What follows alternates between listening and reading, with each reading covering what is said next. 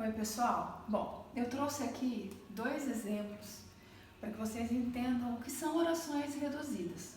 Nós vamos encontrar essas orações dentro das subordinadas substantivas, em algumas adjetivas e até adverbiais.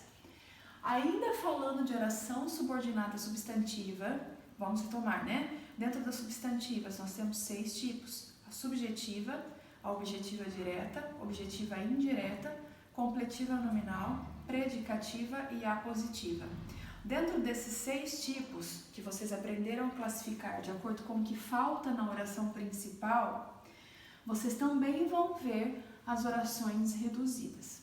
Então é o seguinte: se eu pego este período, que é um período composto formado por duas orações, porque eu tenho um verbo aqui e tenho outro verbo aqui, então é um período composto. Nós sempre vamos fazer a separação antes da conjunção. A conjunção está aqui, isso aí não é novidade para vocês.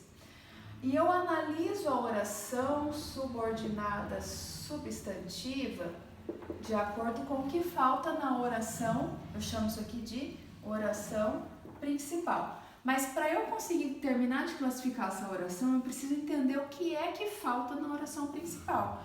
Então, se eu analisar essa oração, eu vou perceber, aqui tem um verbo. E esse verbo é um verbo de ligação. Ele está na terceira pessoa do singular. E eu tenho a possibilidade de perceber se ele é impessoal ou não. Porque já que ele está na terceira pessoa do singular, se ele for impessoal também, isso me indica que aqui não tem sujeito.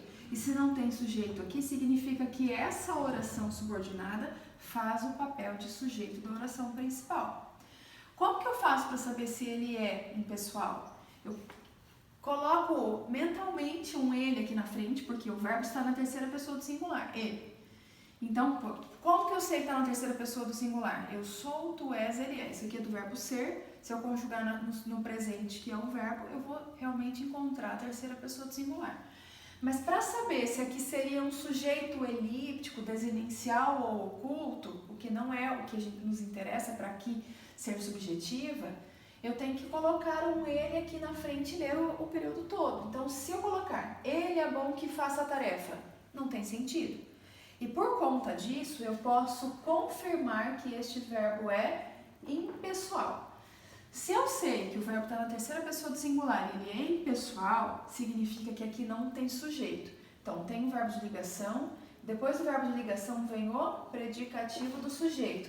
Significa que aqui na oração principal falta o sujeito. Então, a oração subordinada tem o papel de sujeito da oração principal. Então, eu vou classificar essa oração como subordinada, substantiva, subjetiva. Certo? Até aqui? Tranquilo. Só que aí, aqui é uma oração normal que vocês já aprenderam. As reduzidas, o que significa ser uma oração reduzida? É uma oração que não tem conjunção. Então, eu tenho um período composto, olha aqui os dois verbos, mas não tem a conjunção ligando as duas orações.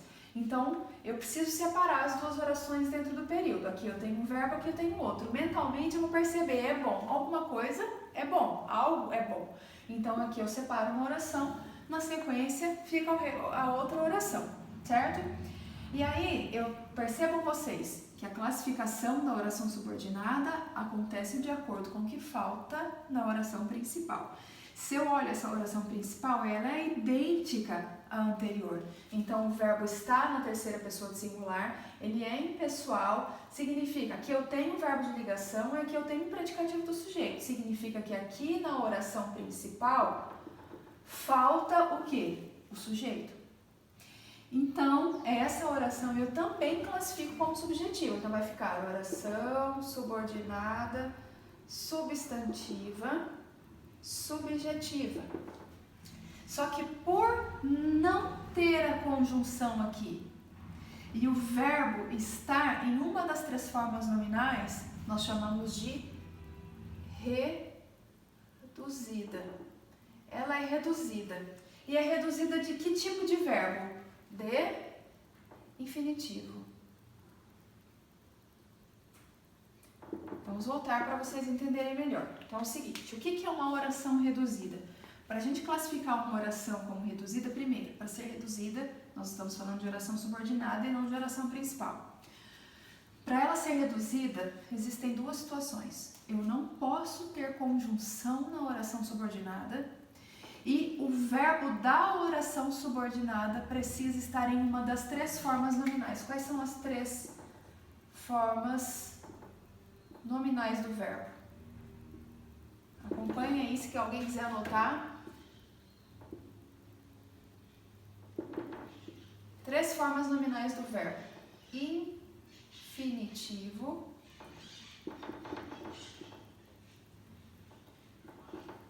gerúndio e particípio. Tá? São as três formas: infinitivo, verbos terminados em ar, er, ir; gerúndio, os verbos terminados em ando, endo, indo; e particípio, verbos terminados em ado e ido. Então, por exemplo, eu pego o verbo aqui, vamos pegar o verbo andar, tá? Andar, verbo terminado em ar. Gerúndio do verbo andar, andando; o particípio do verbo andar, andado, tá? E aí vocês vão ter, então, nós chamamos isso de formas nominais do verbo. Todas as vezes que vocês encontrarem na oração subordinada. Como que eu sei, professora? Porque aqui eu tenho a oração principal, que é ela que carrega o período, só que ela tem um sentido incompleto, sintaticamente, significa que falta um termo sintático. Eu preciso completar essa oração com esse termo sintático e é a oração subordinada que vai fazer esse papel. Então, o que eu entendo? Oração que tem conjunção, nós chamamos de desenvolvida. Vocês não precisam nem classificar, vocês vão classificar dessa forma. Oração que não tem conjunção e o verbo está em uma das três formas nominais, nós chamamos de reduzida. Então, a classificação vai acontecer da mesma forma, que é o que falta na oração principal. Até aqui, ela seguiu da mesma forma que a oração desenvolvida. Oração subordinada, substantiva, subjetiva, porque ela tem papel de sujeito da oração principal. Só que por não ter conjunção e o verbo dessa oração subordinada estar em uma das três formas nominais, nós chamamos de reduzida. E por que ela é de infinitivo? Porque o verbo da oração subordinada está no infinitivo, certo?